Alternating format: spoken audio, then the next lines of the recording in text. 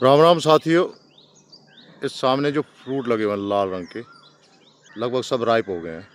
अब देखिए गुच्छों के गुच्छे लगे हुए हैं, गुच्छे गुच्छे। कृपया नाम बताएं इसका। और एक कहानी सुनाना चाहता हूँ आपको आज। आप भी थी। ऊंचा मकान फीका पकवान।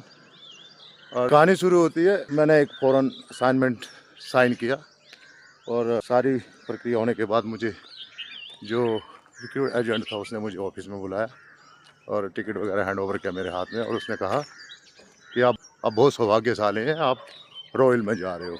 रॉयल में राजघराने में। और जब मुझे ये पता लगा तो मेरी खुशी का भी ठिकाना नहीं रहा। मैं बहुत खुश हो गया कि अरे यार, कहाँ हिमाचल में पहाड़ों में घूमने वाले व्यक्तियों को क्या नसीब मिला है कि राजघराने में मौका मिलेगा काम करने का। तो 2 दिन के बाद मेरी फ़्लाइट थी। उस देश का नाम रिवील नहीं करूँगा। और जैसे कुछ 3.5 घंटे के बाद जब वहाँ उस देश में पहुँचा तो मुझे रिसीव करने के लिए आधे एयरपोर्ट से जहाँ से निकलते ही ये बंदा बोर्ड लेके मेरा नाम लेके खड़ा था। और मुझे भी सरप्राइज़ हुआ, अरे यार इतना वीआईपी ट्रीटमेंट। क्योंकि एग्जिट वे तो बहुत दूर था, उसने अंदर से ही मुझे एक बाईपास रास्ते से शॉर्टकट गाड़ी क्यों ले गया। और गाड़ी जो देखी तो मैं तो अचंभित हुआ। बहुत महंगी गाड़ी। और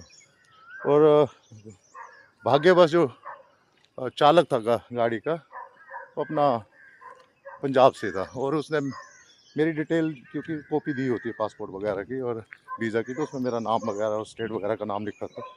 तो उसने पंजाबी में बात करना शुरू की। और पंजाबी मेरी इतनी अच्छी नहीं है क्योंकि कभी बोली नहीं मैंने इतनी ज़्यादा। अभी थोड़ी थोड़ी सीख रहा हूँ। जैसे लुधियाना वगैरह जाता हूँ तो थोड़ा थोड़ा फ्लो, क्योंकि वो फ्लो नहीं है जिस तरह से पंजाबी बोली जाती है। तो उन्होंने पूछा हिमाचल, तो ऐसे शुरू हो गई बातचीत। और जैसे आगे चलते गए तो आगे वहाँ पे रोड आया, उसमें लिखा था प्राइवेट रोड। मैं बोला बाप रे, रोड भी प्राइवेट है इनके। तो जैसे चले गए वहाँ पे ऑफिस में जहाँ मेरा इंट्रोडक्शन हुआ जो बॉस था उनके साथ। बाद में मुझे रेसिडेंस वगैरह दिया गया। और जो वहाँ की जो सुविधाएं थी, फैसिलिटीज़ आई मीन, बहुत ही ज़बरदस्त।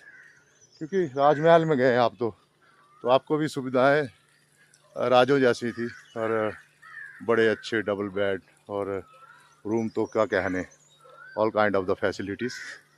और उसके बाद मेरी वीज़ा प्रोसेस के बाद वहाँ पे होता है क्या, एक इंजेक्शन लगता है, हेपेटाइट ए बी सी कुछ होता है, मेडिकल हिस्ट्री है मेरे पास उसकी। तो मुझे वो इंजेक्शन लगने के बाद कुछ 4 दिन के बाद सारा प्रोसेस ख़त्म हुआ। तो मेरी ट्रांसफ़र कर दी गई एक उनका मिनी पैलेस, जहाँ पे ड्यूटी मेरी लगनी थी। ड्यूटी लगी वहाँ पे, लेकिन जब वहाँ पे पाया कि कहानियाँ अजीब अजीब कहानियाँ, जैसे हॉरर मूवी में कहानियाँ होती है ना, वैसी कहानियाँ शुरू हो गई। और जिस व्यक्ति के पास में गया था वो वहाँ का राजा था। राजा भी था और उसकी और भी बड़े ओहदे थे। और वो 65 साल का खुसट बूढ़ा था। और ये जिस पैलेस में मेरी ड्यूटी लगी, वहाँ पे कुछ 12 लोग ड्यूटी पे थे और 13वां की 14वां मैं था। तो उसकी वो 13वीं बीवी थी और उसकी उम्र थी 22 साल। और आप सोच सकते हैं कि बोलते हैं ना, ऊंचा मकान फीका पकवान, नाम बड़े दर्शन छोटे। कई बार सुख तो महलों में भी नहीं होता है। तो आगे की बात तो नहीं ज़्यादा रखूँगा। और फिर जो मैंने पाया, मैंने 1 साल ऐसे वैसे निकाला। पैसे की कमी नहीं थी, लेकिन सुख शांति नहीं थी।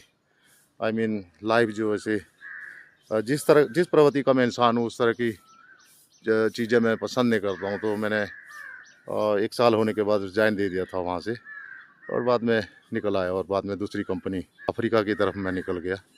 लेकिन बड़ी अजीब सी कहानी है वहाँ की। सुना तो नहीं पाऊँगा क्योंकि बड़ी फैमिली है, यहाँ तक भी टारगेट हो सकते हैं हम लोग। तो इसी के साथ have a good day, take care, bye bye.